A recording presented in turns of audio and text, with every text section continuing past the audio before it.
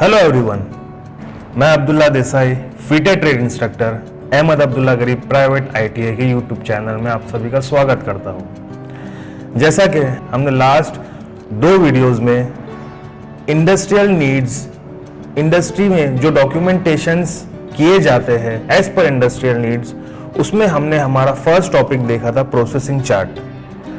तो आप लोगों से रिक्वेस्ट है कि जिन लोगों ने हमारा लास्ट 2 वीडियो जिसमें हमने प्रोसेसिंग चार्ट के बारे में एक्सप्लेनेशन दिया हुआ है, उसका ग्राफिकल रिप्रेजेंटेशन किस तरीके से होता है वो एक्सप्लेन किया गया है, तो जिन लोगों ने नहीं देखा है तो वो ज़रूर हमारे लास्ट वीडियो को जाकर देखें। आज हम उसके आगे बैच प्रोसेसिंग रिकॉर्ड क्या होता है और वो उसका फॉर्मेट किस तरीके से प्रिपेयर किया जाता है, उसके फॉर्मेट्स में क्या क्या पॉइंट्स इंक्लूड होते हैं और वो किस तरीके से हमको नज़र आता है, उसमें हम क्या इंक्लूड करना है, उसमें क्या चीज इंपॉर्टेंट होती है, वो आज हम देखेंगे। सबसे पहले हम ये जानते हैं कि बैच प्रोसेसिंग रिकॉर्ड होता क्या है। The description of production process return about the sequence of operation to be carried out on the product. किसी भी प्रोडक्ट में एक ऑपरेशन कैरी करना है। फॉर एग्जाम्पल, हम डोवटेल फिटिंग बना रहे हैं तो उसमें सीक्वेंस ऑफ ऑपरेशन क्या क्या होगा।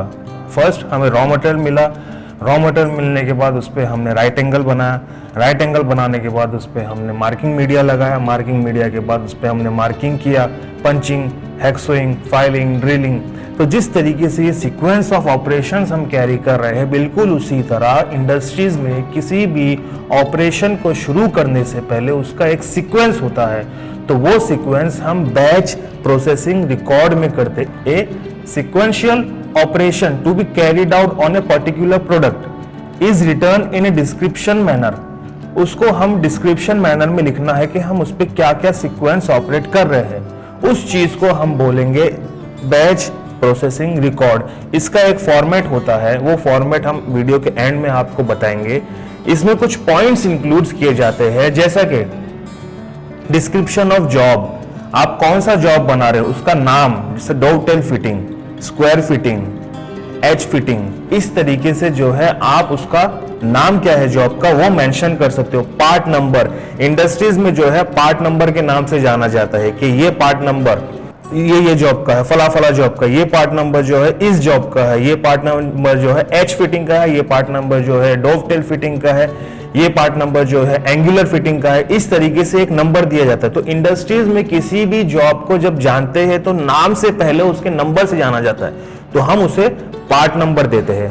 बैच नंबर, बैच हम जैसा कि फिटर, इंस्ट्रक्टर, एक बैच बनती है हमारे ट्रेड की, हर डिपार्टमेंट की एक बैच बनती है, तो उस पर एक नंबर दिया था 17, 1 2 3 4 5 6 7 8 19, इस तरीके से बैच नंबर दिया था।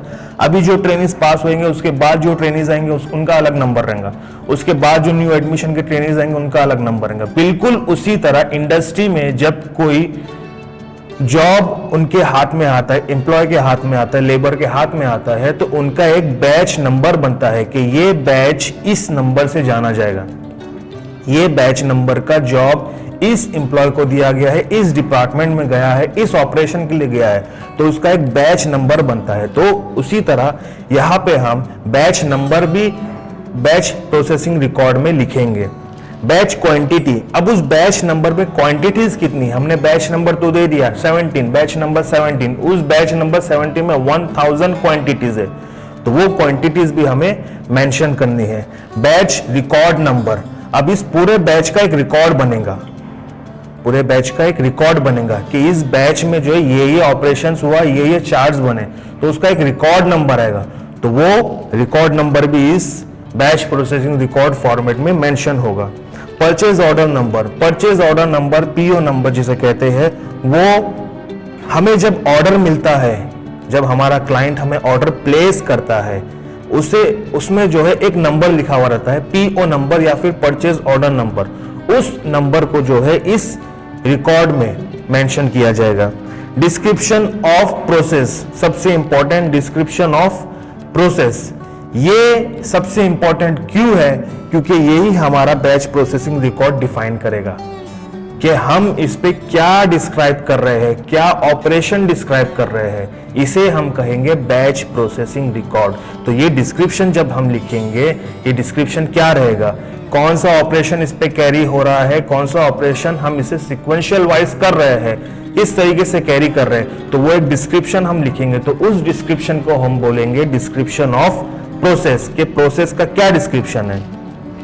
मैन्युफैक्चरिंग ऑर्गेनाइजेशन, कौन मैन्युफैक्चर कर रहा है, जब हमारी कंपनी है तो हमारी कंपनी का नाम आएगा, तो मैन्युफैक्चरिंग ऑर्गेनाइजेशन, तो वहां पे जो है कंपनी जो मैन्युफैक्चर कर रही है उस प्रोडक्ट को, उसका नाम आएगा।